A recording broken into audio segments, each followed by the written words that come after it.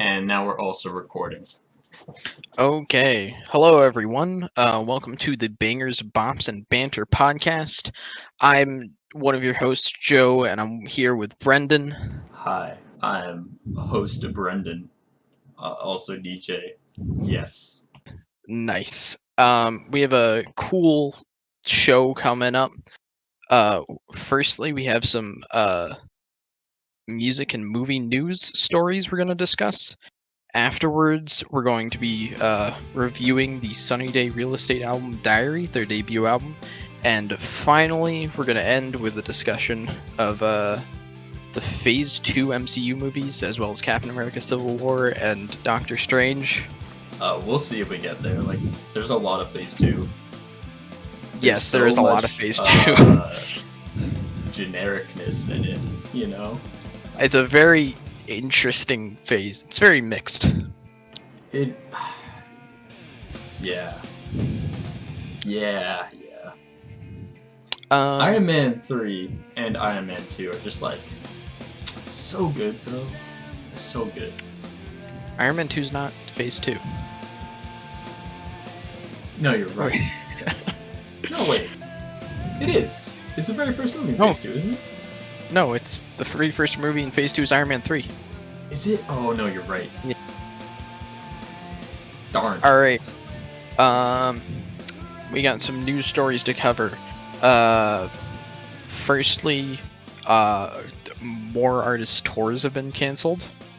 The Weeknd postponed his tour to 2021, as well as Weezer, Fall Out Boy, and Green Day's tour. Which is terrible, considering I was so excited for those three bands that are just so good these days. I was really excited for them to team up and just show everybody what classic music is from the 90s, 2000s, and now, I guess. I mean, nobody hates Weezer more than Weezer fans. You know? Weezer, 20 years ago? More than 20 years ago. 25 years ago? Good band. Yeah. I mean, they've had some solid albums recently, I guess. But, like... The White Album's really good. I like the White Album quite a bit. Yeah, but it's nothing compared to Blue and Pinkerton, still. Yeah. I believe also Bjork's tour was canceled.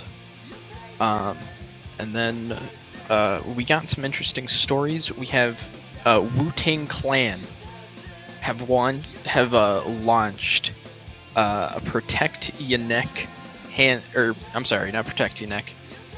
Protect Your Hands sanitizer, which is amazing.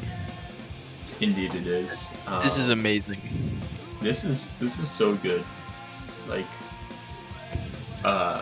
really, shoutouts to Wu-Tang for keeping an eye on people's health in these trying times, trying to protect your hands, not only from the Wu-Tang Clan, but also coronavirus. Absolutely. Just a, terrible threat to your hands. And it could just take them at any time. I mean, that's why you use hand sanitizer to protect them. It affects a bit more than just your hands. Like, I don't know. No, I'm pretty sure your hands just fall off once you get coronavirus.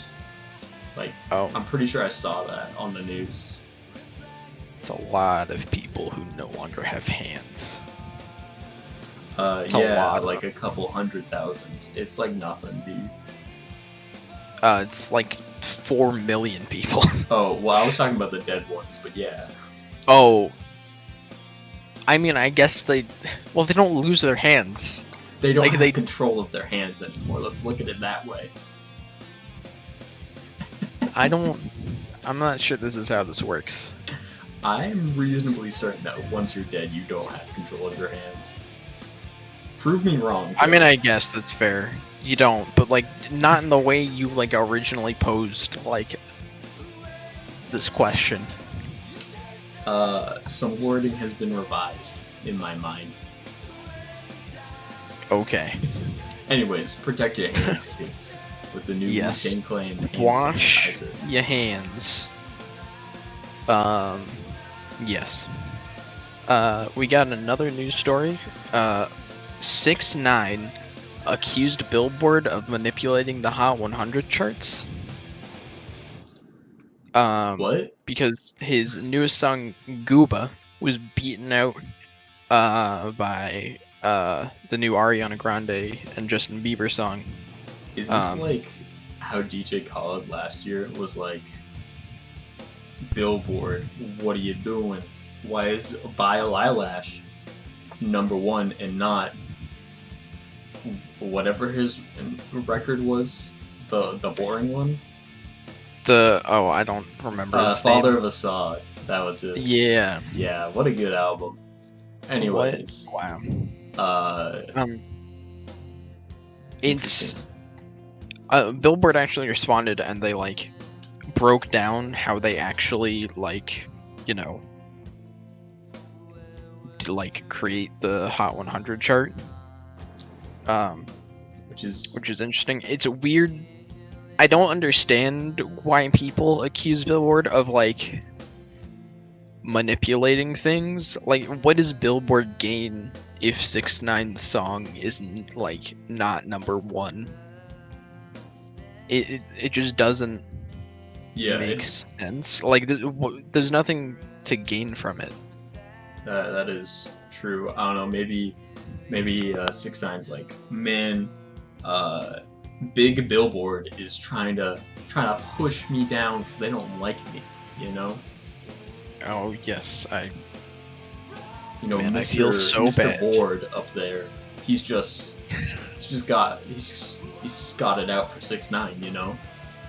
He does. Mr. Apparently. It really sucks only having a song debut at #3 on the Billboard charts. Wow. It's not like your chart position matters that much.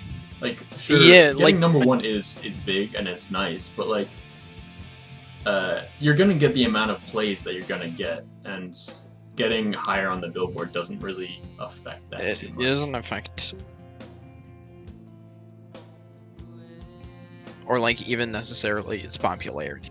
Yeah. Like, there are plenty of songs that are super popular that aren't in like the top 10. It's just they've had like a constant amount of popularity for a long time. Exactly. And like, getting #1 on the hot albums or the hot singles chart is really just about, how good it did in 1 week, which your song, there are cases where your album is in the top 10 1 week and then, down near the bottoms of the charts next week. So yeah, it's not even that good of a measure of your success.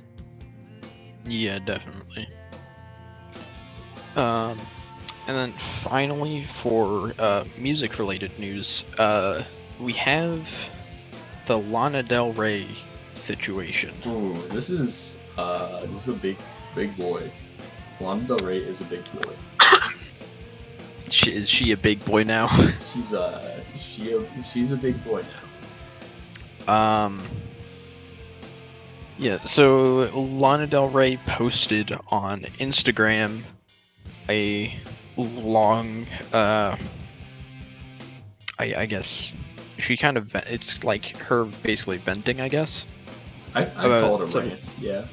It's a rant, I guess, about, I guess, how she has been criticized in certain ways, and how she thinks it's unfair because other popular artists, I guess, haven't been criticized in those ways. If that makes sense. I don't know. I feel like there's more to it than that. Yeah, she certainly does make those points, though. Basically, she's frustrated because she wants to, I guess, express herself in certain ways, and she's, I guess, criticized because of that. Yeah. Because of how she wants to express herself, and I guess she's fed up with that. And I don't know. I think her take on this, I guess, lacks perspective. Well, Okay, it's like complicated because so she names a couple specific artists Yeah. in So yeah, you what I can want to what I want to is so at the very beginning I'll just read it. She says, now that Doja Cat, Ariana, Camilla, Cardi B, Kalani, and Nicki Minaj and Beyonce have had the number ones with songs about being sexy, wearing no clothes, funking, cheating, etc. Can I please go back to singing about being embodied, feeling beautiful by being in love, even if the relationship is not perfect, or dancing for money, or whatever I want, without being crucified or saying that I'm glamorizing abuse? Um, and I think the reason I think it somewhat lacks perspective is because I I feel like she doesn't realize that all of those artists have been criticized for their music in similar ways to what she, or well, I guess not that those artists like quote unquote glamorize abuse, but all of those artists have definitely faced backlash to some extent for what they've put in songs. yeah, I feel like there's a whole, you know, whole lot of people out there that will uh, yell at a lot of artists for degrading women, including plenty of female artists who are, you know, I would say have empowered women over the years, like Beyonce has Yeah. definitely. I feel like that's definitely one of the goals of her music, but you can definitely argue that there are Beyonce songs that degrade women, and she's definitely gotten backlash for. Oh, no, I'm sorry, I cracked. For that, I cracked my fingers. It's a bad habit. Because like the thing is, like, I don't know, those I mean, firstly, a lot of the artists she mentions have also gotten to number one with songs that aren't about that. Their music Yeah. isn't basically their music isn't just what she lays out in here, basically. No, I totally agree. And another thing is like, I feel like Lana is a very different artist from all of the artists that she named. Yeah. Like I feel like her style is certainly different from all of them, and her like people will go to Lana for different things than they're going to Ariana or Nicki for easily. Yeah. Um. Yeah, basically, like it's. I don't know. It's. I don't know. I guess it's just interesting to me, like how she's come out like that. I don't know. I don't have much more to say on this. Okay, I'll say a couple more things. I like where she's coming from. It's obviously important to her that she's saying this, considering the wording in the rant, I guess we're calling it. But she sort of claims that critics have kind of boxed her in to creating music she's not happy about because the music she's happy about creating receives backlash because of its perceived message, which she also claims that its perceived message is really not the message she was trying to convey, which is good, I guess, but it's still like you should have an understanding of how your music is going to be interpreted when you make it, when you make songs that are talking about abusive relationships and they are glitzy and glamorous. It's not gonna roll over well probably, but what else am I trying to say? At the end of the day, I think Lana should worry less about how people view her. I think because I think that is really the cause of it. This is her reaction because of because of other people's reactions to her music and these other artists' music, and if she wants to make music that is interpreted as being degrading to women, and I believe she says that, you know, people have said that her music is bringing back woman 100 years, which is totally wrong. But some people are extreme. I get it. But like, if that's the music, if the music that you made that received those comments is music that made you happy to make, and like that you felt good making, and feel like expressed your artistic creativity, then make that music. Because that, I mean, the music that all those other artists are making, you know, about being sexy and wearing no clothes and cheating and stuff, I hope that is also music that they feel is their artistic creativity. Interesting. Just thinking about the like eat hot chip and lie meme.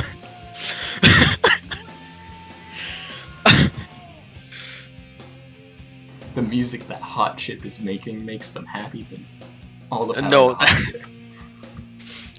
Let's go Hot Chip. Good Yes. job, Hot Chip. You did it. They're relevant now. Are they? Are they like? Well, apparently that's all women born since the year whatever know is Hot Chip. They want to eat hot chip and lie. And lie. Wow. That's the most important part. All right. Well, we have one story regarding movies that is very interesting to me.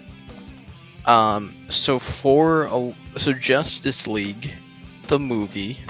Not Justice League. The movie is my favorite. So good. Is Zack Snyder, and he's such a good director. Okay. So it was originally directed by Zack Snyder, at least a lot of it, and then Joss Whedon came in and they reshot a bunch of it, and he took over directing. Oh yeah. And a lot of fans, I guess, were angry because they wanted to see the Zack Snyder cut of Justice League. Because Zack Snyder is such a good director. He did a good job on movies such as Batman v Superman, and yeah, good job, Zack Snyder. I forget, he did like a lot of the other DC movies too, right? He did Man of Steel. Man of Steel? Did you Aquaman? No, different person than Aquaman. That was James Wan. Yep. But so apparently a Zack Snyder cut of Justice League is actually being released in 2021. Thank God. It's, you know, Justice League was just not cutting it for me, so I needed that Zack Snyder cut to cut it, to cut me. It's going to be on HBO Max, and it's going to release next year. What is it? I believe it will also take about like $20 to $30 million ish to finish. That's like not too bad. Yeah, it's interesting to me. You because I don't think. No. Oh man. I mean, like, kind of. Like, I'm sort of excited because this is a very unique situation. Yeah. I don't think this has ever happened before, where a different director took over a movie and then fans were like, no, go adamant in like having the other director, like seeing the first director's like product, that the studio actually decided it would be profitable to do that. Yeah. It's pretty interesting. I believe also some of the cast is returning to do certain scenes for it. Thank God. I need to see Jason Momoa shirtless. I mean, yeah, like it's Jason Momoa. Like I don't think yeah. anyone is complaining. Oh yeah. I don't. It's just like a really interesting situation. Cause like, firstly, I'm sort of interested to see how it will turn out. I wouldn't. I'm not excited. I don't think it'll be, considering how bad Justice League already is. I don't know how you can like turn that into something good, but you can definitely turn it into something worse, and that's what I'm hoping for. I feel it will. Maybe I don't know. This is gonna be like a wait and see, kind of thing. Like it's just such a weird situation that like I have no idea how this is going to turn out. Yeah, well, especially since yeah, especially since it's been like what, 4 years since the original Justice League came out. So like that's been a lot of time in between this. Yeah. And like, you know, I don't know, maybe people are ready for the new Snyder Justice League. Maybe. I believe this is also what? Hear me out on this. What if instead of getting the old cast and actors back, Zack Snyder just played all the parts in the movie? Yes. Oh man, that would be fantastic. I would pay. I would pay for HBO Max to watch that.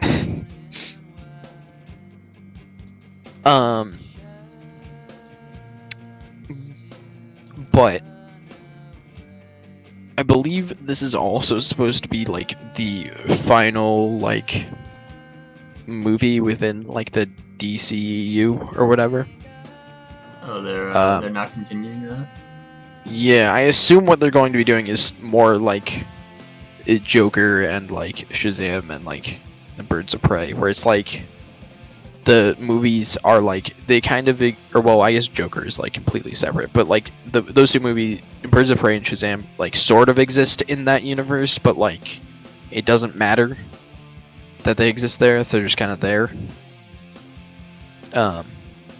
That's fair. Wasn't Shazam originally intended to be like a part of the universe? I thought it was. I could be completely wrong. I mean, it would make sense. Maybe it's just completely separate. Considering like Superman shows up in it, so.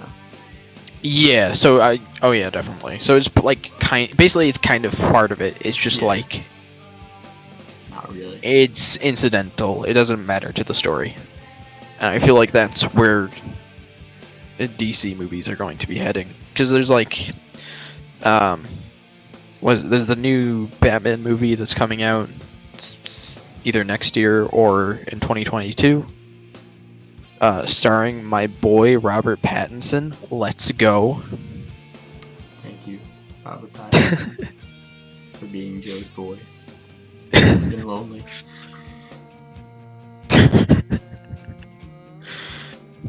Okay.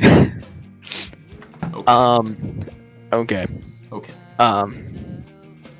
But yeah, I'm cautiously excited because I don't think it's going to be very much improved. But like I don't know, it's just like a very interesting situation. Do I have to read this PSA? I think okay, you do have to read the PSA. We don't have to do that right now, but okay. Well, I figured we're close to transition. Intersection right here. So we're gonna be getting into this. We're gonna be getting into the Sunny Day real estate interview, or not interview. What am I saying? Review. Yes, we're interviewing Sunny Day real estate. We're that high profile. Are they? They're like not together anymore. I don't believe so, but we'll get them all back for an interview here on 91.5 WUML Lowell, because they definitely care about our college radio station. Yes. Okay.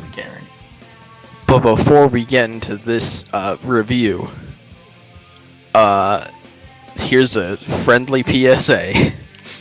You don't have to announce it as here's a friendly PSA. You just yeah, but like as soon as I start reading it, like people know.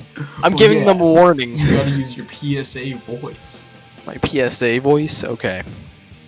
Think carrying 10 or 20 pounds of extra weight isn't much? A few extra pounds each year can cause joint pain and lead to serious chronic diseases like diabetes and heart disease. We tell ourselves it's just 5 pounds, just 10 pounds, just 20 pounds.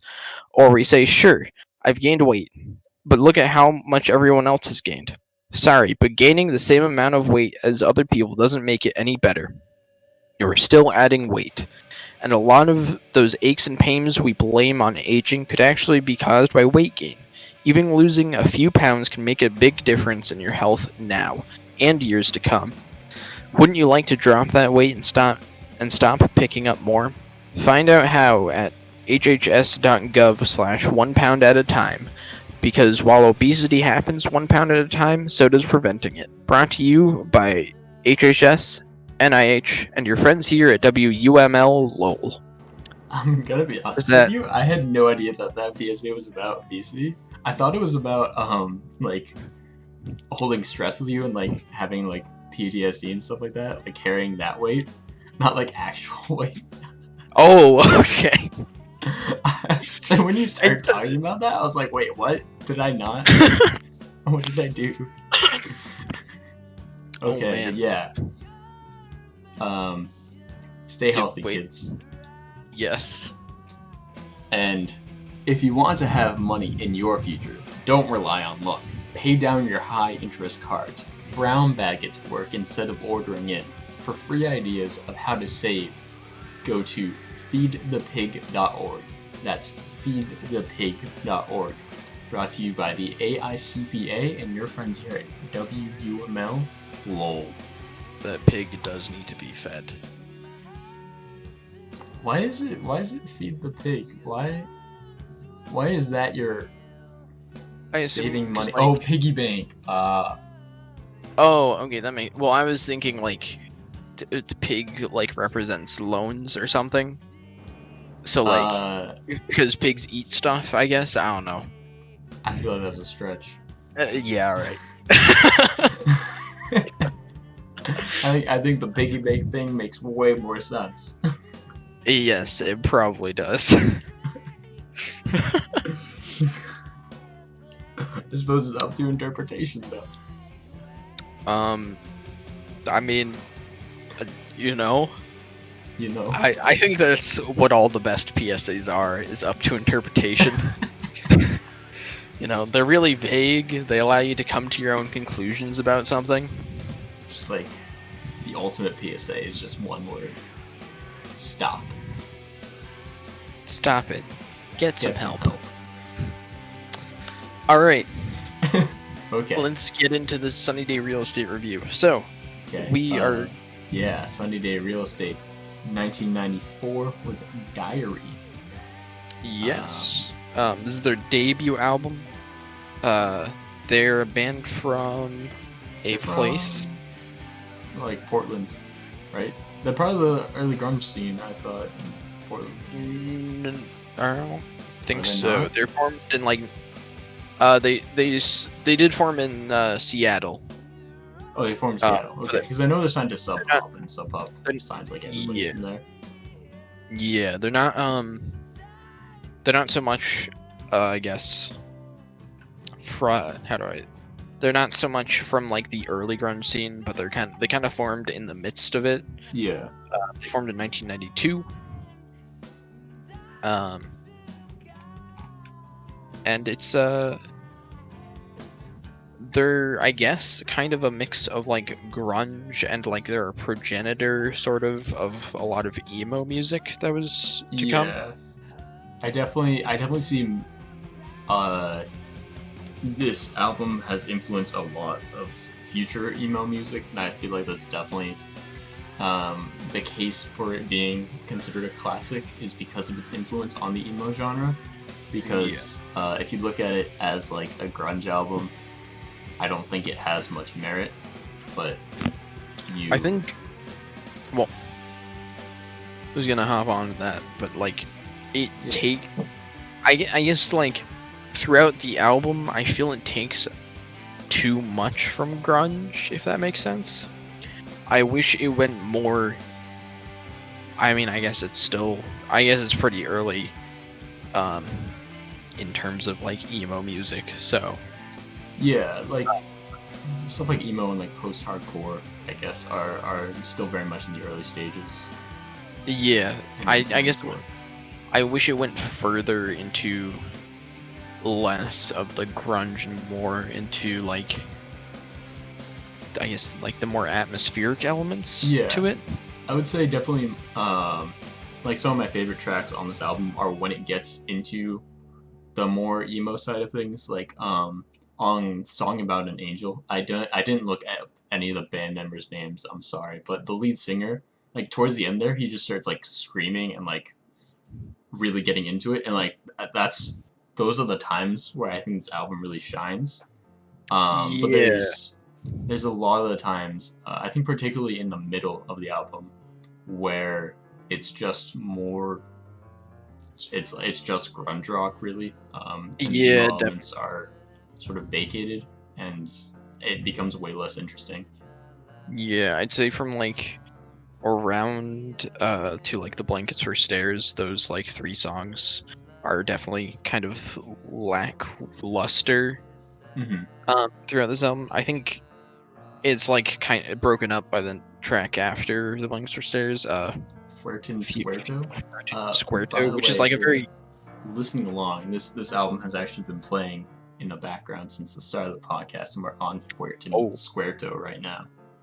wow, Wow, what good wow, timing. yes, But I do really like Fuerten Squirto's like very nice like calm piano throughout it. I think it yeah. breaks up the album, and I kind of wish they used the piano more. I do as well, because for a lot of this album, pretty much what you're hearing is just grunge guitars and like the more wall of soundy grunge, Yeah, and not even like more interesting guitar work like I feel like grunge bands like Nirvana have, you know. yeah. Um, I will admit that what probably my favorite track is one of the more grungy tracks, which is the opener 7, I do like which I do Seven. really. Seven is just like it's fun. It's kind of fun, honestly. It's a very like the way kind of the vocals are so harmonic. They like I guess almost clash with the guitars in a really nice way. Yeah, I do like it. I think it's quite a catchy track, honestly. Yeah, Um, I will say, as far as like uh catchiness and appeal, I feel like the first three tracks are the most approachable. yeah, Maybe not "Song About an Angel," but definitely "Seven" and "In Circles" are very much.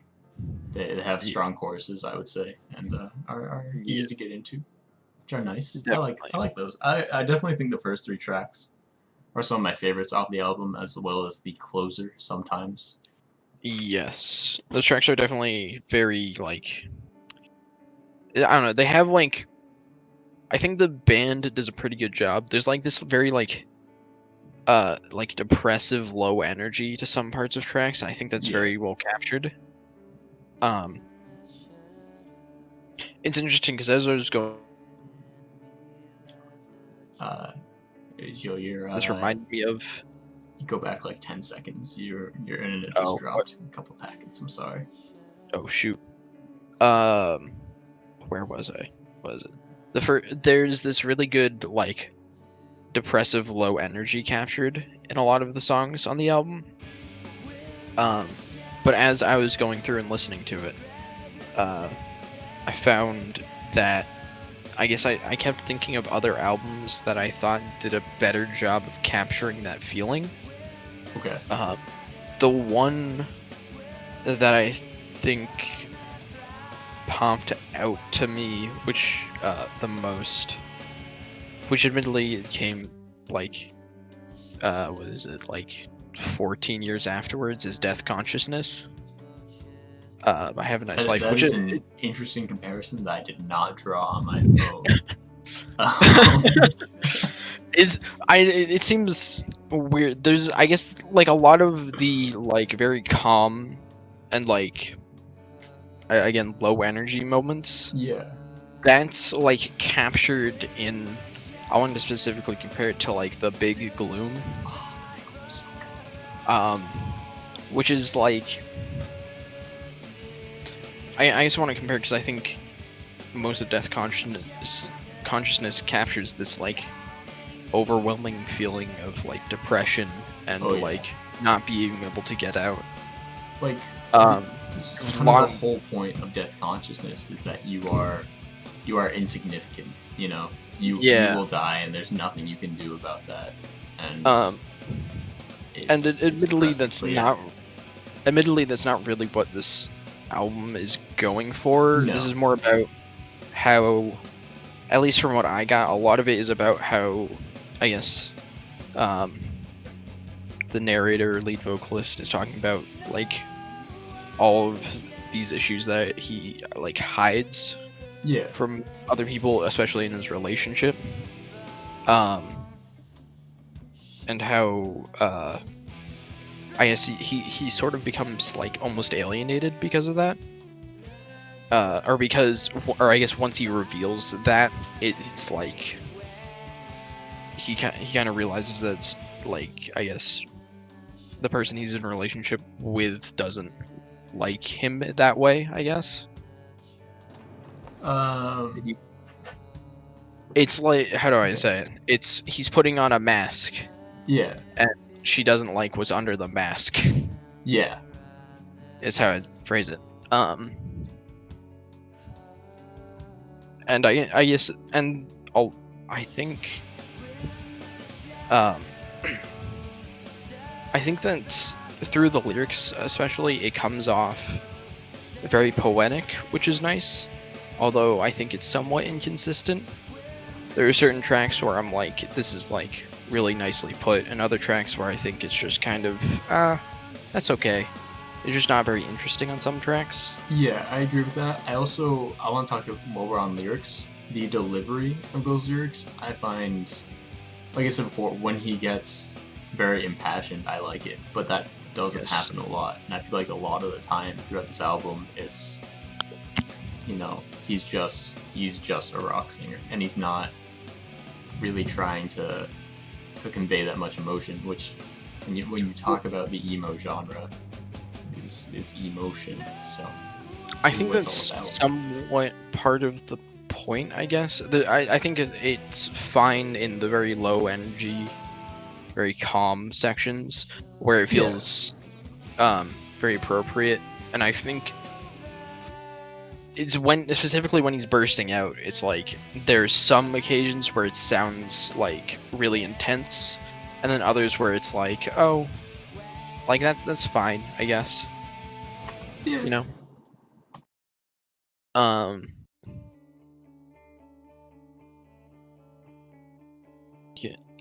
Was the other album I wanted to compare this to, which came out the same year, is the Downward Spiral.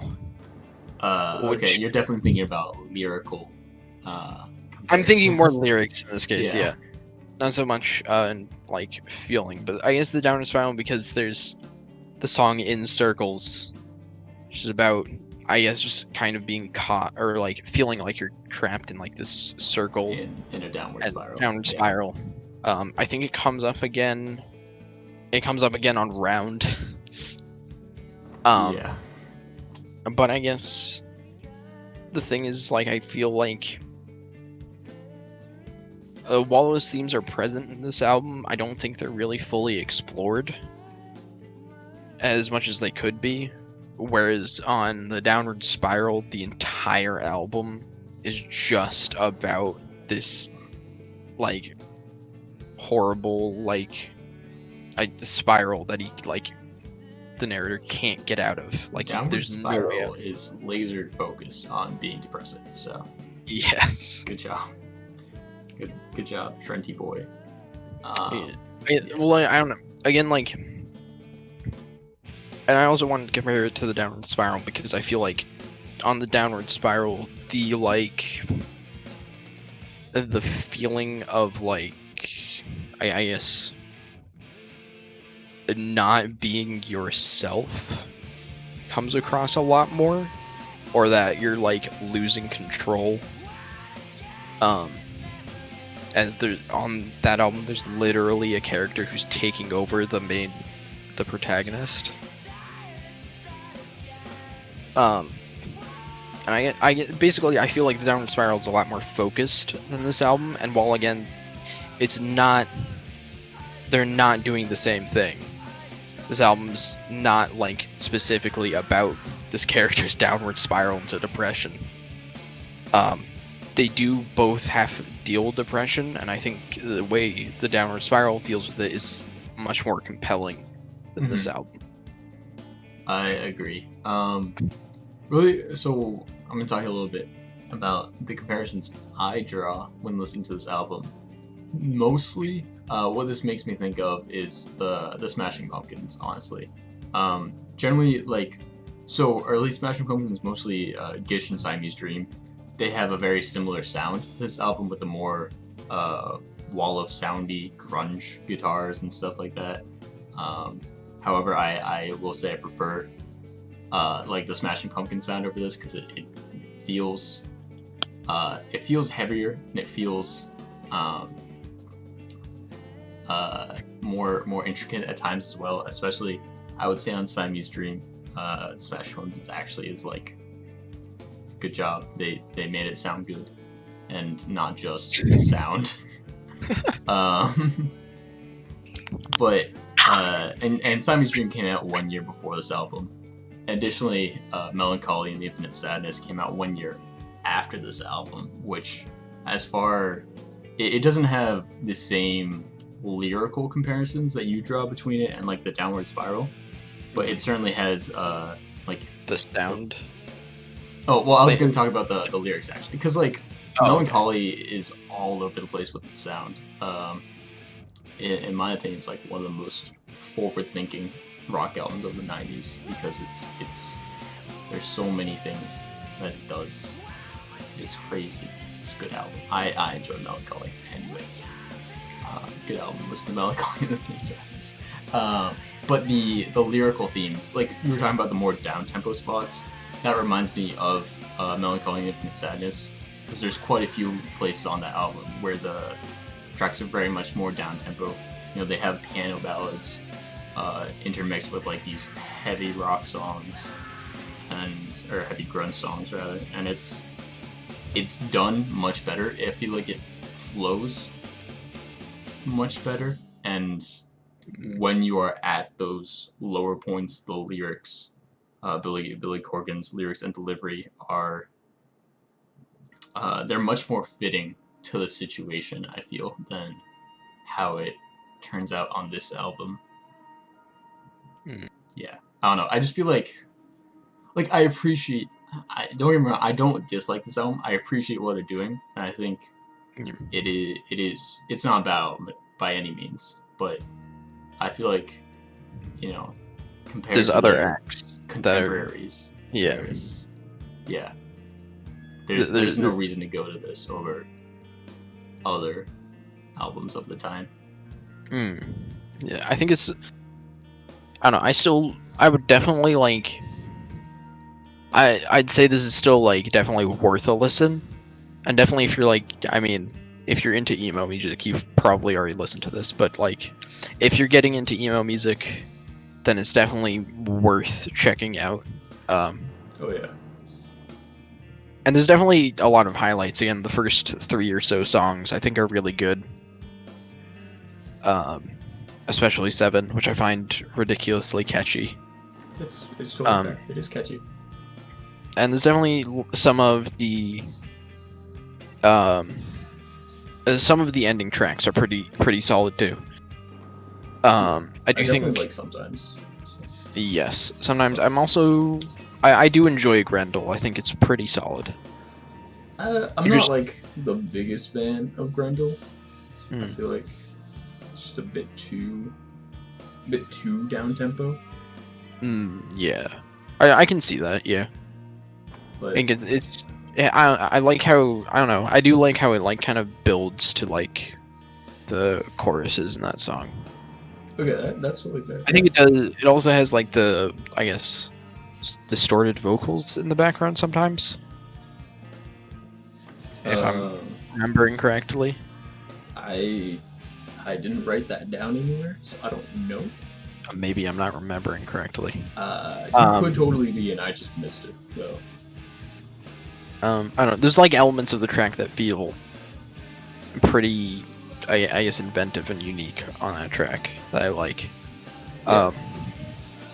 That being said, you mentioned earlier how the pacing isn't that great on this album, and that's something I definitely agree with. It kind of just feels like I guess there's not enough variety to I guess, keep it compelling throughout. At least until you get to I forget how to pronounce this. Fuerten Square? Fuerten. I don't know. I don't know. I'm gonna look that up, honestly. Hold up. But yeah, like it's very, I think. Basically, I think it's overly influenced by grunge, whereas I wish it would branch out and explore more, I guess, unique and inventive sounds. Because to a certain extent, by 1994, grunge, well, certainly not like completely like explored, I guess. Yeah. It's not that new. Means, but it's not. Well, a lot of big ideas have been certainly explored, and they're by no means breaking new grounds. They're grunge sound. Yeah.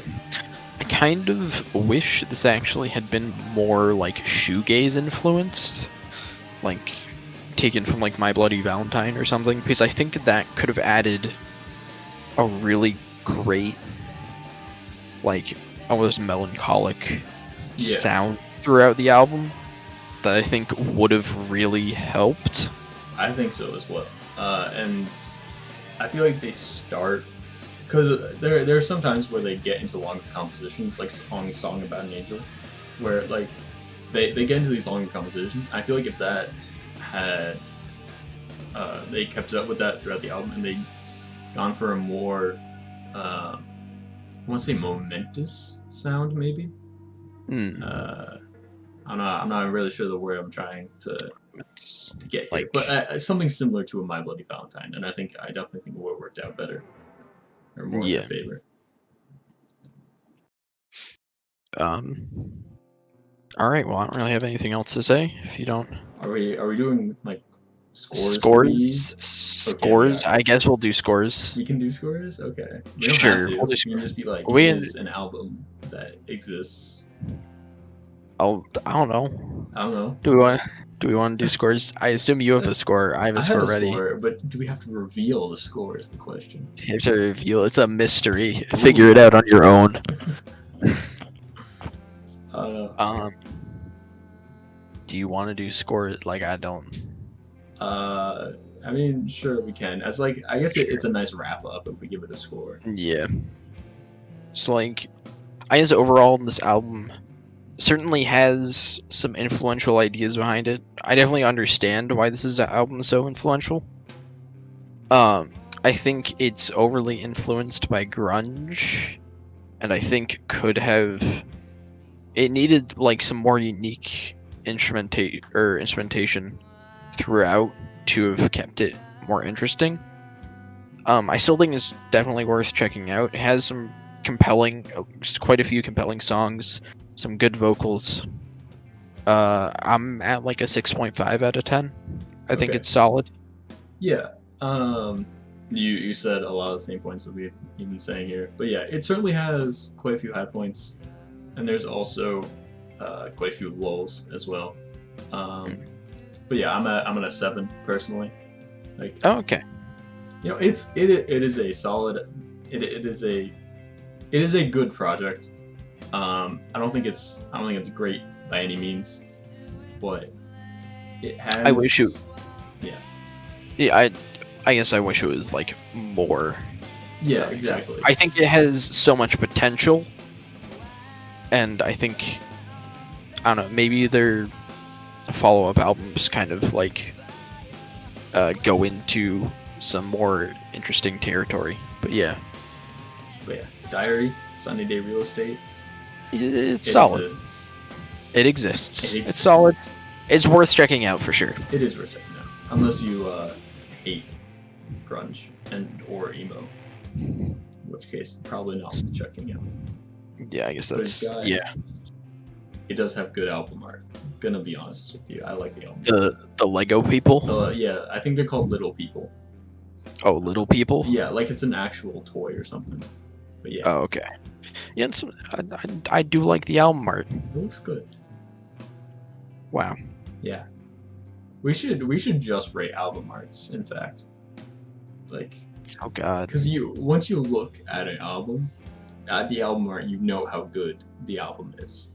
Like, so Metallica, the Black Album, it's just all black. So like 4 out of 10. Are we doing this right now? No, it's a throwaway bit. We don't actually have to follow up on it. Thank God. By the way, you are listening to 91.5 WUML LOL. This is Bangers, Bops, and Banter, the show where we talk about bop and banter. We talk about news, we discuss an album, and now we're going to be discussing all of the Phase 2 Marvel movies, as well as Captain America: Civil War and Doctor Strange. This is a lot of Marvel movies. I kind of, We may not get through all of these, but we can sure try. Because some of these have a lot to talk about, such as Iron Man 3. Iron Man 3. Man, it's been like a week or something, close to a week since we watched this. I'm already forgetting Iron Man 3. So, okay. Part of that is probably because we've watched so many fucking Marvel movies. We have watched a lot of Marvel movies. Anyways, I honestly, I hadn't seen Iron Man 3 since it released back in 2013. Yep. But it honestly not as bad as I remembered. It's really just more forgettable. Because like I remember it being actively bad. Because I was mad at what they did to the Mandarin in it. But in hindsight, it's not that bad. Actually, I kind of enjoy the man. It's weird because it's not really a twist. No. It's very obvious that the Mandarin is not the threat because all of the focus is spent on building up Killian. Yeah, no. Killian and the extremist boys are definitely the big bad. And the hot boys. Yeah, the hotties. Ooh. Yeah. Anyways, so yeah, they it's not directed by Jon Favreau, and they give Jon Favreau sort of a role. It's really funny. And he just dies 30 minutes in. He doesn't die. He's just he is out of commission for the rest of the movie. Yes. Until he wakes up at the end and watches Downton Abbey. That's the most important scene. It is. Jon Favreau likes Downton Abbey, apparently. I mean, I've never seen Downton Abbey. Yeah, so I've never seen Downton Abbey. I'm not gonna comment. What did we even talk about this week? Okay, so probably let's talk about the good. I like Iron Man. I also like Iron Man. I mean, part of it is just Robert Downey Jr. is really fucking good as Iron Man. He really is. He was made for that role. Yes. He's very charismatic, but is also, I think it's something that I do like is he does go over a pretty significant transformation from the first Iron Man to this movie, because he's still a charismatic asshole sort of, but he's much less full of himself, I guess. Yeah, definitely by now. I mean, he's still I guess that still kind full of happened. Himself, but He's not like It's better. he's not as bad as he was before, I guess. It's not as bad as Iron Man 2, where he was dying and being weird. Let's say. Let's just leave it at weird. He's being a weird boy. Yeah. Yeah. I guess other things, I like all the suit designs. I wish we could have seen them more, because they're pretty cool. But he blows them up. But then he builds more, because like we have like, he says that in Civil War that he just kept building suits and stuff. But we never really see them again. Like we see Hulkbuster, but that's it. Yeah, I mean that wasn't in Iron Man 3. No, there I'm was just saying like we never really see these again. Like Hulkbuster's the closest thing we get. Yeah. It does kind of a lot of those designs are like really cool looking. Yeah. And interesting. And they're all like, they have a unique thing about them too. So like, yeah, it would be nice to see them again, but unlikely. Yeah. Also, because like, can we spoil Endgame? We're gonna spoil Endgame. Tony Stark's dead. He's dead. Well, Brendan, you can't just do that out of nowhere. I mean, I guess it's like the highest grossing movie of all time, so everyone probably knows what happens. I prefaced it by saying, can we spoil Endgame? And then spoil Endgame. Instantly spoiled it. Like, no because warning. I decided the answer was yes, Joe. We can spoil Endgame. Uh-oh. Wait, what was the point of that? We're not gonna get to see any more suits. Oh, okay. Anyways. Okay. Any more good? Oh, it has, I'm Blue, Dawidi Dawadai by Oh my 65 as the song that it opens on. So good. Banger right there. Banger. I actually kind of like, again, it's not a twist, I sort of like the Mandarin not being Ben Kingsley, or whoever. I don't remember. Trevor, that's his name in the movie. Yeah. I don't know, I think it's like, assuming you don't have knowledge of the comics, and aren't attached to it at all, it's like, it's pretty funny to see, like, this, complete, like, train wreck of a person just, like, be able to, like, do whatever he wants in, like, this mansion. Yeah. And he gives a really funny performance. He really did. I don't know, I like the final set piece action fight, or, like, action scene. There's elements of it that I like. Like, I like all the suits and I get to see them being used. But I've just like Tony's fight with Killian at the end to me is It's not that, like, yeah. not interesting. Yo, shoutouts to how Killian, like, breathes, like, lava or fire or some shit, and then never uses it again. Oh yeah, like, he does that. He does it with Rhodey, Yeah, and then he never does it again. Suit. Yeah, I forgot about that.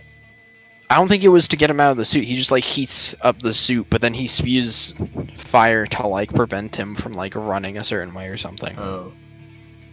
I don't know. He just never does that again.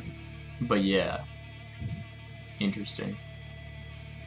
Wow. I also I like the town fight with the where it's Tony without the suit versus the two extremist boys. I like the first half of that fight. Then once the guy topples the water tower, it's less interesting. But yeah. I don't know. That one was kind of for me. I liked it. I also like how Tony, like, he builds the okay, I can't say that, the bootleg like Iron Man stuff, because because he gets an anxiety attack and the kid's like, just build something, And he's like, oh yeah, I'll do that. And then he goes to a hardware store and buys a bunch of stuff and builds a bunch of weapons. Yeah. And those are like, they're cool, and I wish we got to see more of them. But we don't. Because he just like, he uses some of them and then discards them, and then he gets captured and he gets his suit back. Like, I don't know. I know there are some imaginative bits there. What's do you have anything more good? Because I'm ready to go. What was it? Wait, there's like one thing, and I completely forget giant, like stuffed animal. That is good. I know. What is it? This isn't really good, I guess. It's just like they had Tony Stark like gives away his address to like a terrorist, and then the which terrorist like blows up his house. Yes, I admit, or well, like I know it's like I've seen like a lot of people complain about that, but, and like I know it's like really stupid of him to do that, but like it feels fine to me because Tony Stark is like running on 0 sleep at that point. Yeah. Like he's been awake for like 72 hours or some shit at that point. Or maybe it's less than that. I think it's like he's definitely been awake for a long time. Essentially be, delirious. So like I don't mind that he does that. He's just like not thinking at that point. He also his boy Happy just got kind of blown up. So he's a little bit upset. He's a little upset. Yeah. A little bit miffed. Upsetty spaghetti. Yeah. He also Do you want to talk about not so good things? First things first, the kid. He's okay. He's alright. He's there. Oh, he's not that bad. Hmm. I usually hate child actors in movies, but he's fine. He's there.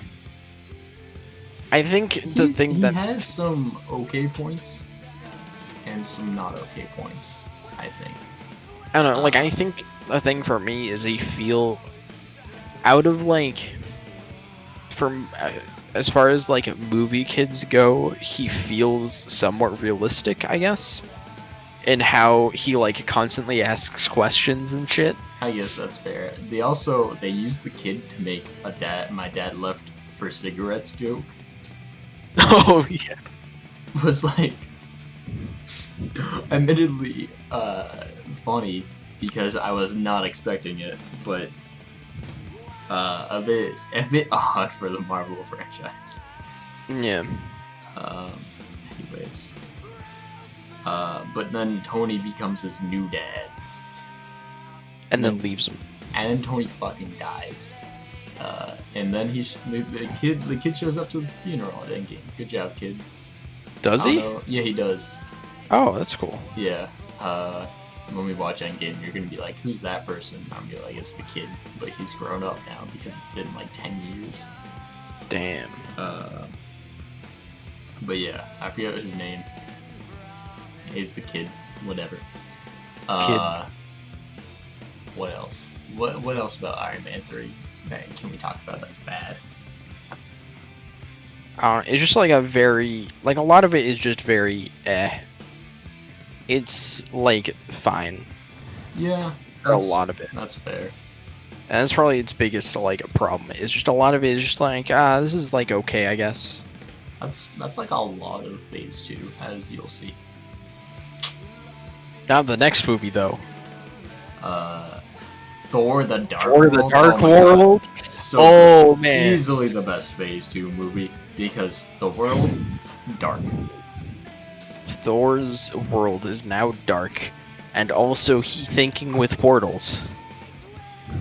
Wow, they did that part so well. It made so much sense.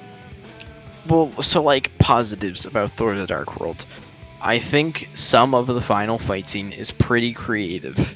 I kind of like, as much as like, although I joke about it being creative, like, it's not executed well though.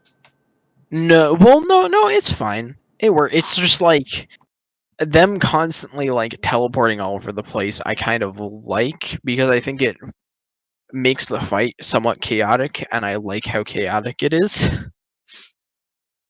Like, it doesn't. A lot of them like teleporting doesn't make sense, and that's fine because it's like it's not really supposed to. Until it's like the final fight, and the guy has like all the blood around him, and then Thor's like, "No, you can't have the blood," and he kills him. And then the guy is also like 10 times bigger for some reason. Yeah, why is he so big at the very end? I don't know. They don't. It's not addressed. Yeah. So it just it just is.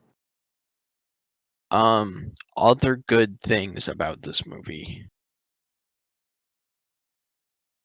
Uh. Or good things. That one scene with Loki. Oh yeah, where he's transforming into a bunch of other stuff, Yeah. bunch of other people. It's like it's kind of funny. It's a funny little scene. Yeah, that's where the good stuff stops, basically. The rest of this movie is awful. Joe, you forgot the most important part. You get to see Chris Hemsworth shirtless. Oh, you do? Do we? Okay. Wait, actually, do Oh we? wait, no, wait. I don't know. But actually one other good thing is Thor hangs his hammer on like a coat rack, which is hilarious. And like that's all the good. The rest of this movie is like a boring slog of like shit you've seen before. It's yeah.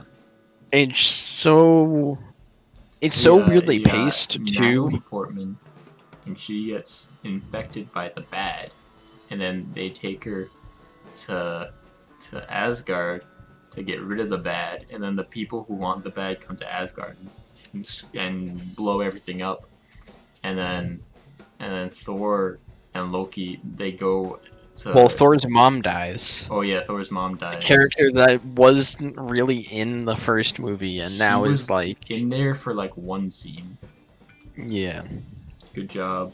They call her Frigga, which is an odd translation. Most of the time it's like Freya or Frida, but Oh, is she supposed to be Freya? yeah.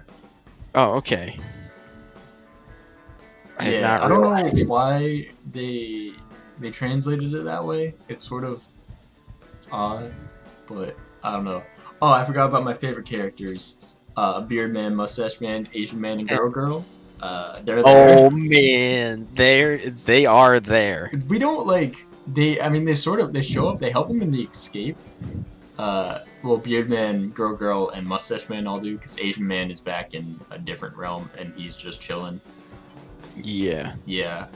Man, I cannot wait for Thor Ragnarok when they all die and no one cares or knows who they are. Except for Girl Girl. She's just somewhere else. Good job, Girl Girl. They all have names. I don't know their names. I know Girl Girl's name is Sif, and that's all I remember. But that's better than That's me. only because she's in like episodes of Agents of S.H.I.E.L.D. and I watched a bunch of Agents of S.H.I.E.L.D. They're in Agents of S.H.I.E.L.D.? That's odd. Yeah, she's in like 2 episodes. Interesting. It's like when Asgardian stuff like happens on Earth and S.H.I.E.L.D. has to deal with it. Good job, S.H.I.E.L.D. When is S.H.I.E.L.D. Agents of S.H.I.E.L.D. takes place before Avengers or after Avengers? No, it takes place. Or it takes place. But then it has to take after place Avengers. Between that and Winter Soldier, right? No, it happens. Second season happens during Winter Soldier. Interesting. And basically, S.H.I.E.L.D. Is completely compromised, and it's just like a couple people restart it very secretly. Yeah, which we later see in like Age of Ultron. But yeah, do we have anything I guess. What? Oh, Thor: The Dark World. There's really. The movie's really paced weird. It opens up with like one of the worst opening scenes I've ever seen, with a really bad. It's just exposition, and it's just like elves battling stuff, and you have no connection to any of it, and you don't care. You don't know anything like what's going on, why it matters. But like the movie's also really weirdly paced because the middle of the movie, the midpoint is Thor's mom dying, but then the second act low point is Loki dying, quote Well, unquote. He doesn't dying, actually he's die, alive. but like that feel for a character that we've spent a lot more time with, it feels like Loki, quote unquote, dying should have been the midpoint, and him being Yeah. alive could have been like an interesting reveal. Really, I believe you said this when we watched it, but like they should have gotten to the escape from Asgard, where Thor and Loki escape from Asgard, like way sooner in the movie. Yes, it would have been way better and more interesting because all the time on Asgard is so boring. Yeah. Um, Um, the time on Earth, I'm gonna be honest, isn't that much interesting either. You get yeah. Natalie Portman Oh, explores a building, and then there's Selvig. He's apparently crazy now, oh, and then he's yeah. totally fine. He's like crazy, but he's not. It's so I don't know how he has a job. He has in Age of Ultron. He has a job at a university. He was naked in the middle of Stonehenge. How the hell does he have a job? Yeah. I don't know, maybe like shield stuff. I don't know, man. I don't know. It's especially weird because Hawkeye he's crazy because of what happens in Avengers to him. Yeah, but Hawkeye's totally fine. Yeah, Hawkeye's totally fine. I don't. Maybe he was under the influence longer, I guess. But like, he's only like under it like a couple hours longer, or so at least, like at the most. Yeah. I don't know. Maybe Loki was just like, yeah, this guy. Fuck this guy in particular. Wow. Yeah, that's all I have to say about Thor: The Dark World.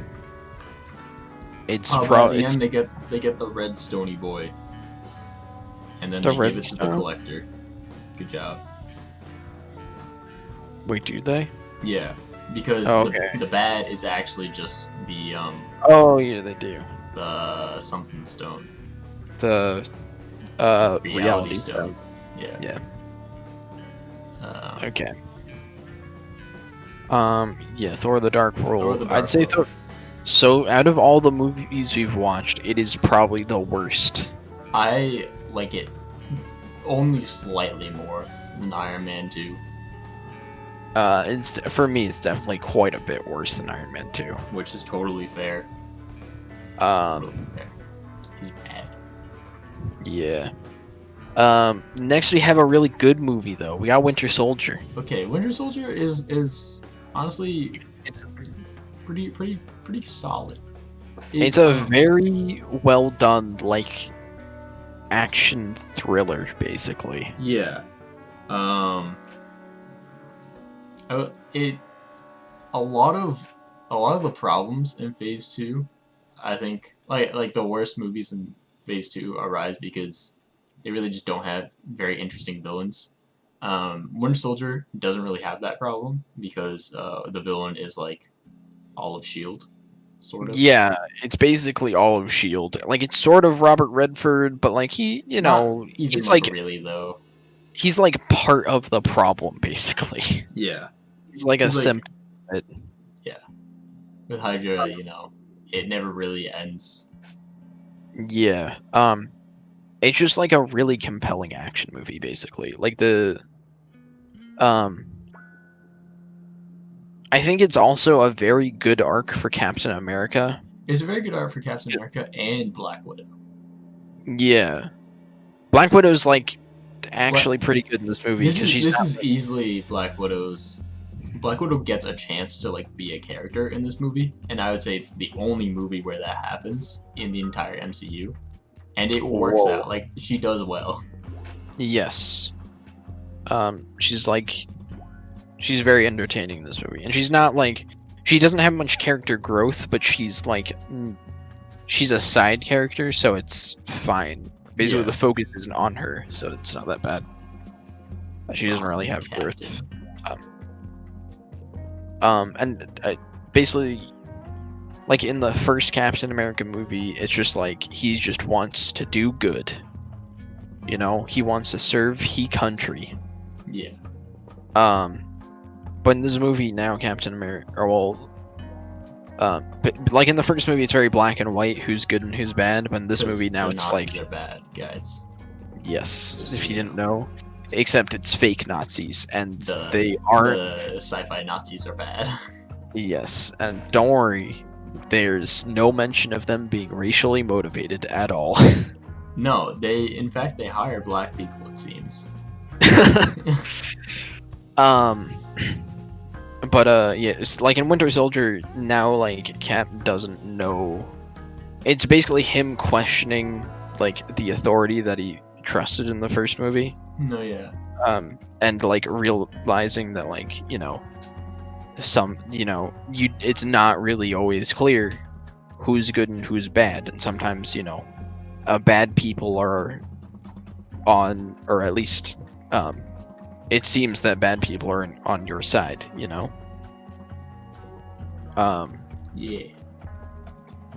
and I think that's very well done in this movie. It's a very fun movie. I'd say out of all the Captain Americas, it's definitely the best. Yeah, I agree. And it also, oh no, you go. No, yeah, like up to this point in the MCU, it is one of the better movies. Yes, absolutely. It's like, it's probably, it's like, what is it? It's also, out of all the MCU movies, this is maybe the only one, I guess with the exception of the first Avengers up until this point, that has like stakes. It feels, I guess, intense in a way that the other MCU movies don't. And I think it's partially because it's very grounded. Yeah, I would add on to Avengers, the first Iron Man. Well, I mean, I guess the first Iron Man has like stakes, but it's not like the villain isn't compelling in first Iron Man that much. Are you kidding me? It's Jeff Bridges. How is he not compelling? Jeff Bridges. He's he's bald. He bald. But like, yeah, I don't know. Basically, like in this movie, like, I guess because in this movie it just feels so much, because there's not only like the personal connection of Bucky being back, yeah, and being Cap's enemy, and how Captain America has to deal with that, but also how, I guess somewhat close to home, like the idea of like an agency spying on everyone and like eliminating people they don't like. Yeah. But yeah, it's a very good movie. Indeed. Good movie. And then we get Guardians of the Galaxy, which is also a good movie. Very good movie. I like Guardians. It's got a style. It's nice. It definitely. It's fun. It is probably the most like fun out of all these movies. Out of Phase 2, definitely. Out of all, yeah. Like Captain America is like enjoyable movies, but it's not like a fun like adventure movie. The Guardians is kind of just an adventure movie. Yeah. And it's like way more colorful than all the other movies so far, in Phase 2 especially, which is really nice because at this point Marvel movies had kind of gotten into a formula of being a certain style, certain theming, and Guardians is a nice it's break very in that. refreshing to watch Guardians. Feels, I mean, basically doesn't even feel like a Marvel movie. It's just like a sci-fi adventure. Yeah. That happens to take place in the Marvel universe. And it's definitely held up by the character writing of all the main cast. Mm-hmm. They all feel very distinct, and they all feel like they have their moments to shine, basically. Yeah, they do. I mean, there's not necessarily like character growth in any of the 5. I mean, there is, I would say, except for like maybe Drax. Drax at the beginning of the movie is pretty much the same as Drax at the end of the movie. Well, I mean, he sort of learns, but like, yeah. But like Drax kind of learns to like work with other people. That it's like better to work with a team rather than to like only take on people on his own. Yeah, and he also learns that he's not Peter he's not as powerful as he thinks. Oh yeah. Because he's a weakling. You To hear me, that, Dave Batista? Come fight me. You're a weakling. Don't do that. You'll crush me. Oh, Brendan, no. But you do get to see Dave Batista shirtless the entire movie, so. Damn, that's like worth it alone. That is. But the thing for me that holds this movie back is Ronan the Destroyer. Is that his name? Full name? I think he's just Ronan. No, he's Ronan the Accuser. Yeah, I think so. Ronan the Accuser. He's a very not good villain, as most of the villains in Marvel and these Marvel movies are. He blue, he bad, and he make Xandar sad. Wow.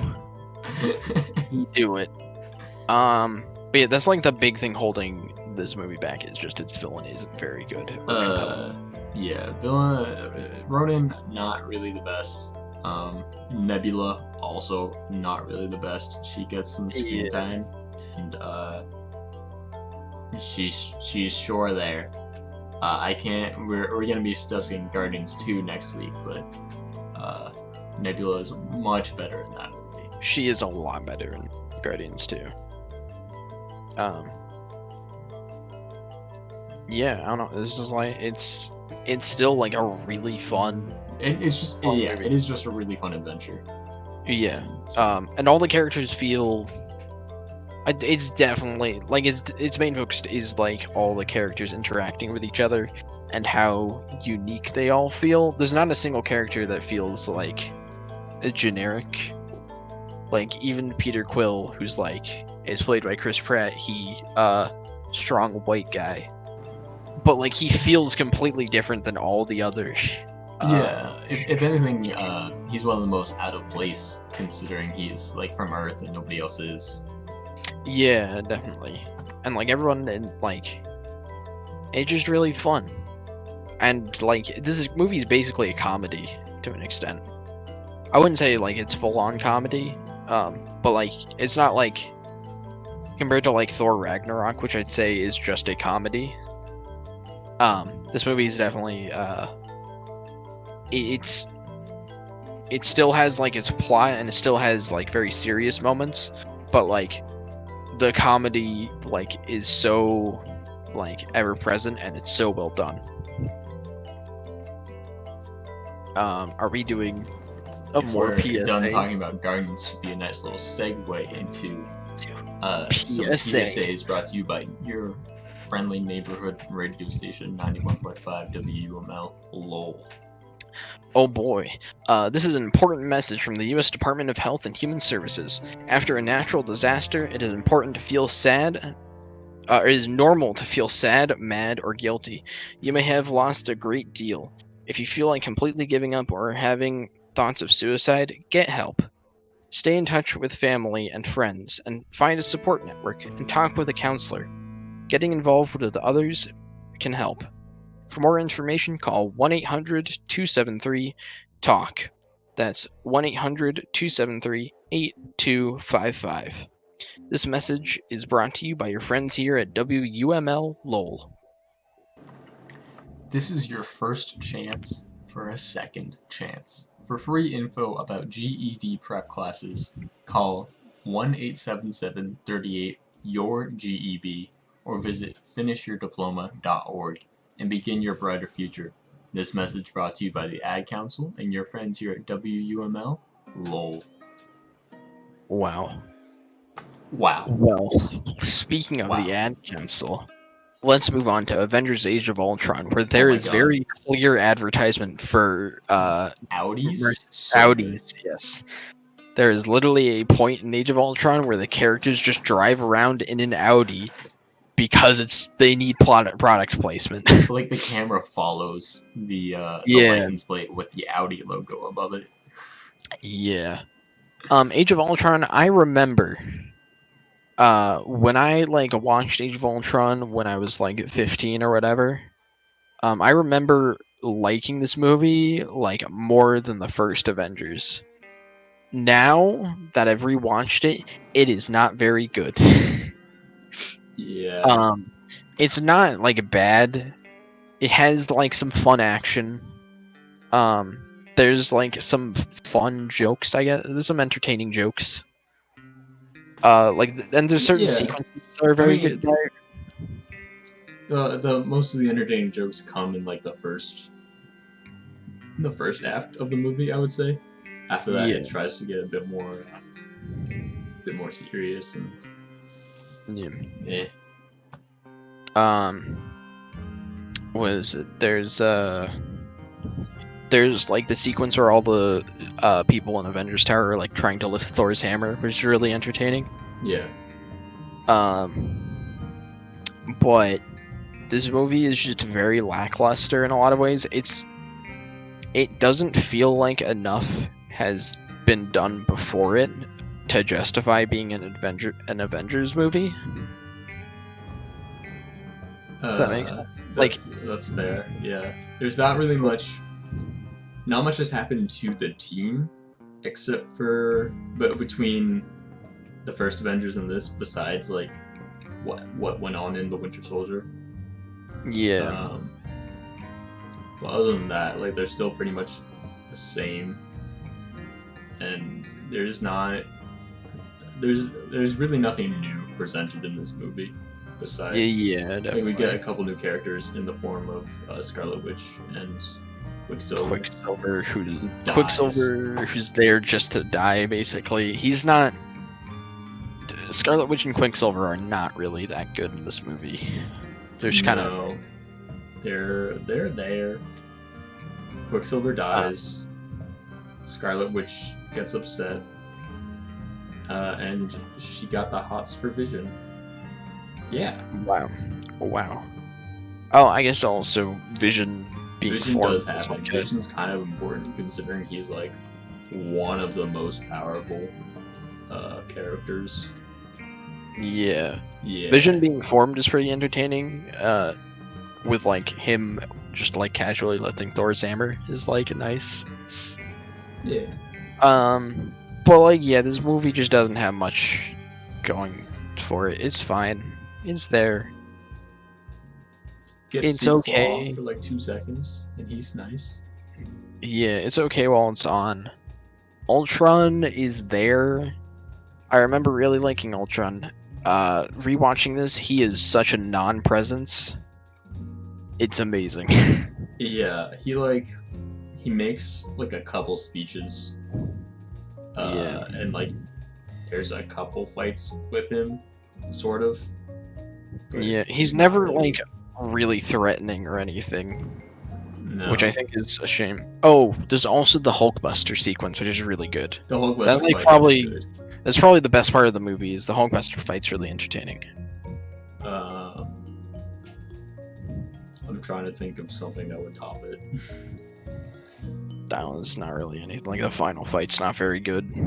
Yeah, It's like like the only other like really entertaining part is Vision, but yeah, I don't know. it's like Yeah. fine. It's not like awful, I guess. It's there. I won't mind watching it. Then we get to Ant-Man. God, Ant-Man. Oh boy. Ant-Man yeah. is the most disappointing Marvel movie. Because this Ant-Man was originally going to be directed by Edgar Wright. And then Marvel was like, "No, Edgar Wright, you're being too creative. You aren't doing what we want." Yeah. And who would want to watch a movie made by you? Ugh. Damn. It's really unfortunate. Like his script is still somewhat there. It's definitely been edited, but like all the humor in the movie, like the jokes, like or at least the Edgar Wright jokes, are really good. especially Luis, who Yes. basically saves the movie from being dog shit single-handedly, because his jokes are so hysterical. His Michael Pena's like just delivery and portrayal of the character is just really good. It's so entertaining. And I guess there's so many sequences that are very obviously Edgar Wright. Like there's when Scott's like returning the the suit or whatever, and he gets caught by police. Is like Yeah. that's very Edgar Wright. Or like Luis's like flashback scene where he's talking as the characters. Oh, those are so good. It's so good. I didn't pin Luis for Neo to keep this guy, honestly. You know, but I was surprised. You know, it's so. I like that stuff is like so Edgar Wright, and it's like if this movie was directed by it, the rest of it would have been fantastic because he totally would have brought all of his like style to it, and that's what this movie's lacking. Is it's so everything without Luis, and like a couple with Luis and like the other two guys who are with him. Yeah, I don't know The their Russian names. guy and the black guy. That's yeah. Wow, we're not. I'm sorry. Racist. What? Well, this is who they are. I don't remember their names. You just remember their nationality and/or race. Damn. But like all of the secret, especially when it's just Ant-Man and like the scenes between like Hank Pym and Hope Pym are like even when Ant-Man is just like, especially when he's just like training in like the house, is like so boring. Yeah. It's like and I guess the only other thing that saves it is some of like the action scenes are like enjoyable. Like they're somewhat creative. I mean, yeah, you can definitely get very creative with Ant-Man because he's Ant-Man. Yeah. But there's a lot of the movie before we even get to Ant-Man. Like. Yeah. Like.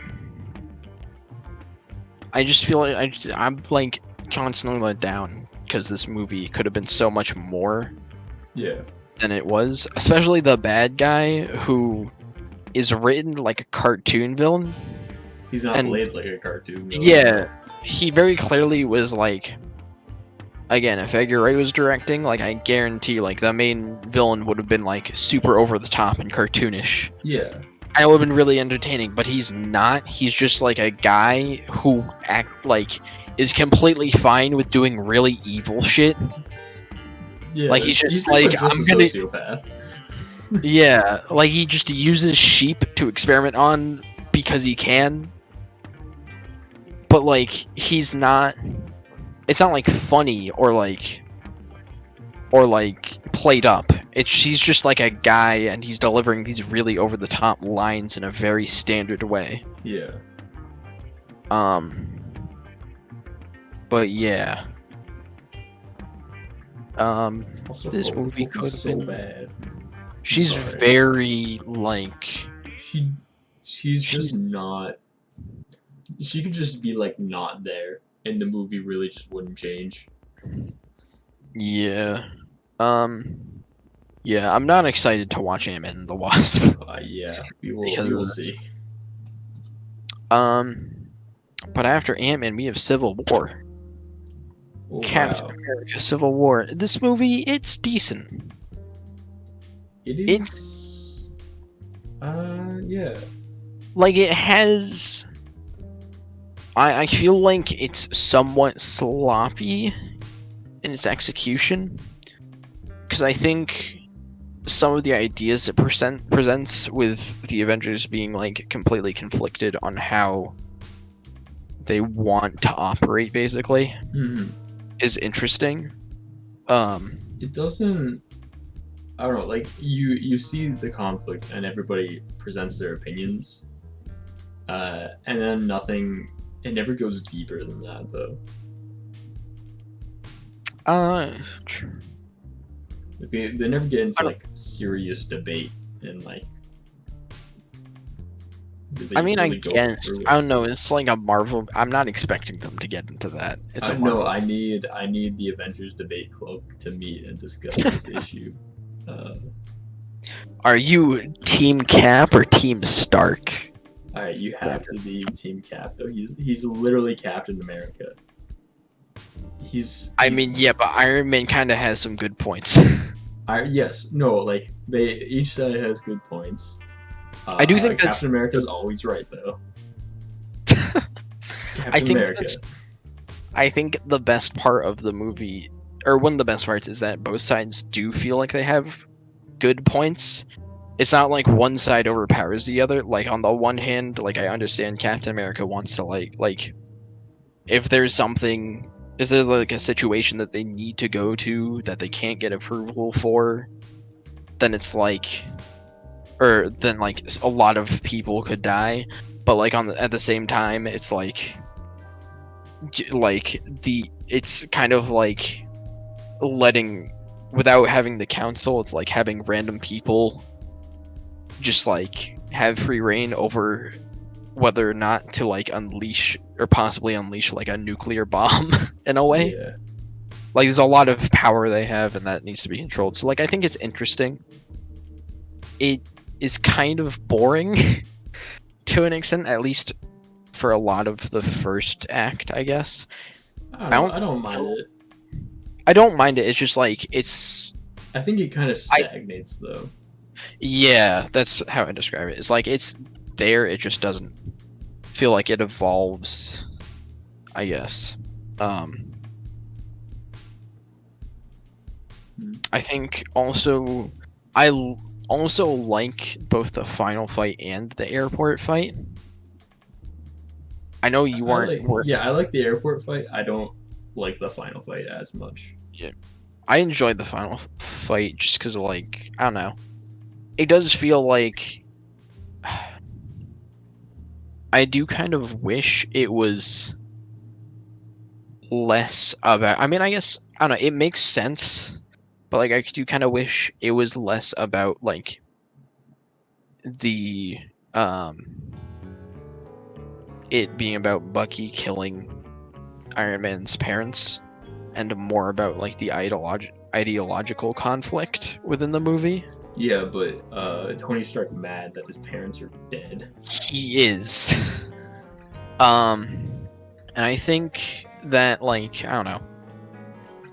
I guess like they're still very entertaining fight scenes. I just feel like it could have been a more interesting final like confrontation. Yeah. I do really love the airport fight because it just has a lot of like interesting people with interesting powers fighting each other. It does have a lot of interesting. Also, Ant-Man is really funny. When Ant-Man meets Captain America is probably the best part of the movie. He's just like he's like starstruck, but he's also like, oh, I know you too, I guess. To the other people. Spider-Man is also, I think this is also a very good introduction to Spider-Man rather than having an origin story again. Yeah, because we get to see the unusually hot Ant-Man. What? Oh, Ant-Man. Unusually hot Ant-Man. We do. Tony Stark said it, not me. Tony Stark definitely, like, absolutely comments on it, and he does. No, he says, "Well, like, why is your aunt unusually hot?" Yeah. Peter's like, "Stop, that's my aunt." But yeah, Tom Holland is like a fantastic Spider-Man. He's like, Tom Holland's like our age, but he feels like a 15-year-old in that movie. He's like 23 or something. Yeah. And he does feel like he's a teenager. He's like really good in the role. He's also British, which is like, yeah, I guess impressive to me. Like because his accent is like perfect. Hasn't he lived like he's lived in America for a while? I thought. No, he lives in England still. He does pretty sure. England? Oh, okay. Yeah. But yeah, this is, Civil War is like decent. It's like enjoyable. It's definitely a better Avengers movie than Age of Ultron. Yeah. I feel like I would feels... say it's that much of a step up, though. What? I don't think it's that much of a step up. I think it's still an improvement. I think It's it would work yes. better. It's weird. I feel like the idea presented in it, of like the Avengers needing to be controlled, like should have come up in the previous Avengers movie, I guess, a bit more. But like, I guess that's part of what happened. It's like part of that is like a lot of the previous Avengers movie carries over into this. With Sokovia, like, being a huge part. I mean, yeah, that's the whole point, is that they've people die. Yeah. Like, people die. Wow. Anyways, y'all know that people die. Damn. The villain's also like, I guess he's there. He's not like amazing, He's but not, like he's not even really the villain, and that's kind of the point. Though. Yeah, definitely. It's like he just wants to, like, the Avengers like fucked up his life, and he wants to take it out on them. There's there's so many things that had to go just right in his plan, though, because think about it. Like, they had to not stop Captain America at the airport, and to do that, like, they almost stopped it, and then Black Widow had the chance to stop him, and then she didn't, and then Tony Stark needs to go and talk to the captured Falcon, and Falcon needs to reveal where Captain America was going to Tony Stark. That's true. And like, that's true. I will admit, I never thought about like how complex it is. I guess there's never a point where I was like, them like both being there is like a big coincidence. It kind of is, though. But, like, it is, but like it never feels like that. I guess it's done in a way where it doesn't feel forced. There's Black Panther too. He's there. Oh, Black Panther's also introduced. He's kind of just there. He definitely gets way more character in his own movie, but we'll talk about that later. And finally we have Doctor Strange. Okay, Doctor Strange is good. Doctor Strange is really fucking good. It's so good. Like, I was thinking about it, I was like kind of expecting it to be like decent but not amazing. Yeah. But like rewatching it, I kind of fell in love with it. It's probably my favorite movie we've watched so far. It might just end up being my favorite Marvel movie. Because it's an origin story, but it feels, I guess, firstly, it feels more unique than pretty much all the other origin stories. Yeah, it definitely is, because we start out and this dude is just unlikable. He's like Tony Stark, but without the charisma. Like, he's just a piece of shit. Yeah. He's just an asshole. You get these really tense surgery scenes, which... Those are probably one of the weakest parts of the movie. I don't know. I think it's like, I think it's nice to see those, because it's something that like no other Marvel movie would do. That is true. It is kind of, I mean, you get to see just how much of an asshole this guy is, even while he has his fingers in someone's brain. And then he crashes his Lamborghini because he's driving. Was it an Audi? Oh, I forgot to mention. I'm pretty sure it is a Lamborghini. In actually, Civil War, Cap steals an Audi. He does steal an Audi. Just to mention that there was an Audi there. Also, Tony Stark. Did you know he drives an Audi? Because Tony Stark drives an Audi. Just so you know. Wow. I can't believe. But he actually drives a Lamborghini in this movie. I'm pretty sure. Okay.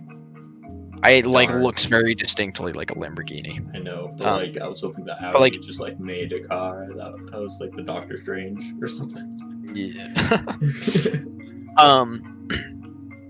I think I guess like the thing that keeps you engaged in him is he's very determined. Like, he's very much like he's laser focused on like, holy fuck, or like, I fucked up my life. I want to get back how it was. And in that determination, he finds something way greater than that, and like he becomes so much. Firstly, he becomes a much more likable character throughout the movie, which is fantastic to watch. He's like, it's very satisfying to see him get put in his place. Yeah, it would be insufferable if he was the same way as he started out. Because, Yes. he. I mean, there's that scene where he tells his like ex-girlfriend that she is how do I Like even put it? She's like nothing to him. Yeah, that Essentially. she's like essentially just worthless. That she doesn't even like really feel anything towards him, and she's just like going through emotions, and it's like, whoa, dude, you are one way out of line. And then like seeing him like he's like once he gets to I don't remember what Carmitage, yes. He like he meets the Ancient One, and like she starts like explaining to him about magic, and he's like, what the fuck are you talking about? Yeah. This is bullshit. And then she pushes his like astral form or whatever out of him, and he's like, what the fuck was in that tea? And then she like just like sends him through all these fucking like dimensions and shit, which is this movie is maybe one of the best looking Marvel movies. Yeah, the whole sequence where he's going through dimensions, it looks great. And it's like, and him constantly freaking out throughout is kind of hilarious. There's one point where they pull him out because they're like, oh, his heartbeat's getting too high, and then she's just like, no, he looks fine, and sends him back in. And then like after he sees all this, he's like, oh, please teach me, and she's just like, no, get out. And he spends the next like 6 hours begging to come back in. Honestly, should have made it way longer. This is like maybe probably the most creative Marvel movie. Yeah. It's so like maybe like part of it might just be we've watched like 12 of these Marvel movies beforehand, and they get somewhat formulaic, and this feels like it breaks out of that with all of the shit they can do with magic. It's probably some of we're just tired of it, but also I do think this movie just does a lot of things right. Yes. It looks good. It feels like a fun adventure. You know, you get to see this character grow, and like at the beginning of the movie, you are like, you hate him, and by the end of the movie, you're rooting for him, which is like, it's an impressive transformation. And I think part of that is like how he's a character who's like he comes off very narcissistic and asshole like, but it's because of his determination that he like becomes so talented at magic. Which is very entertaining to watch as he like realizes how much of a piece of shit he was to everyone. He goes back and apologizes. And apologizes in the hospital or whatever. And it's just really great to see him like grow. Yeah. And plus he's Benedict's cucumber hatch, who is he's so sexy and British. He's not British in this movie, which is something that's kind of weird to me. It's like he could have just been British, but like whatever. I mean, he has an American accent the entire time, I guess. What is it? There's like there's also a really satisfying secondary, it's not really a secondary plot, but what's his name?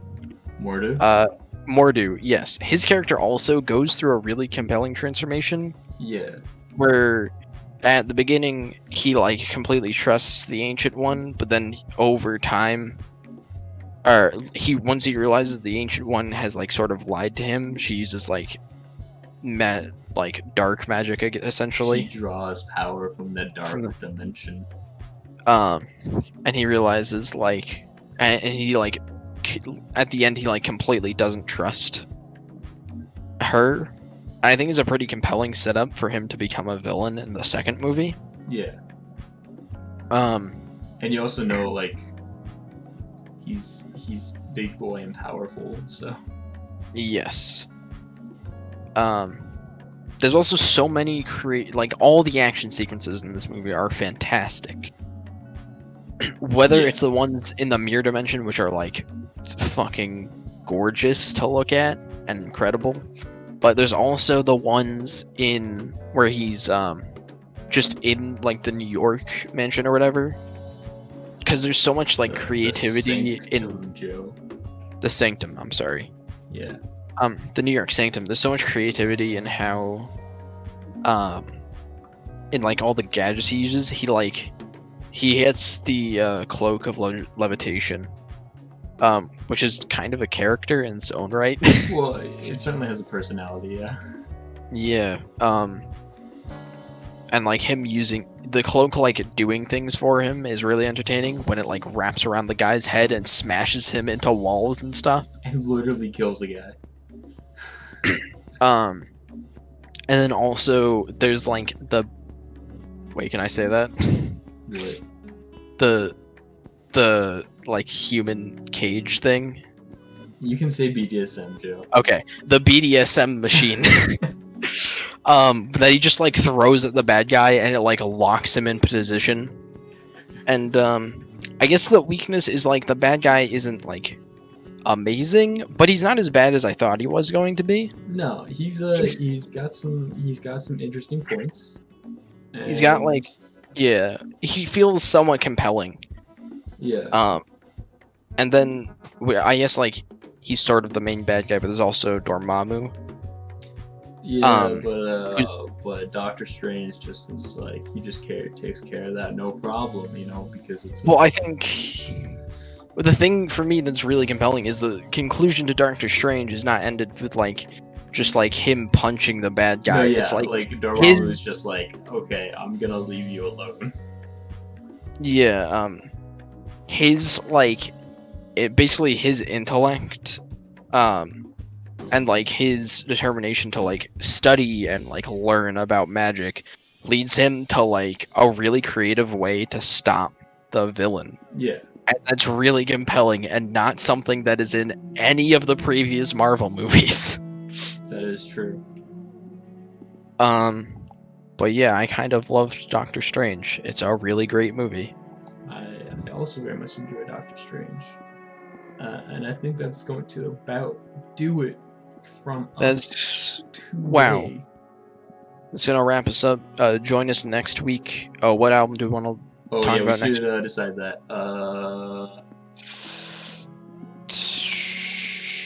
Pick one quick.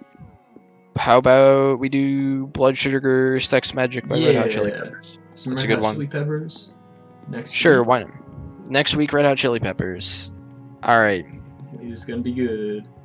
It's gonna be some blood, sex, sugar, magic from us. Oh boy! It's just the two of us. It's just the two of us. Yeah. Yeah. Everybody have a lovely day wherever you are. Good night, I guess. WML Lowell. This has been Bangers, Bops, and Banter.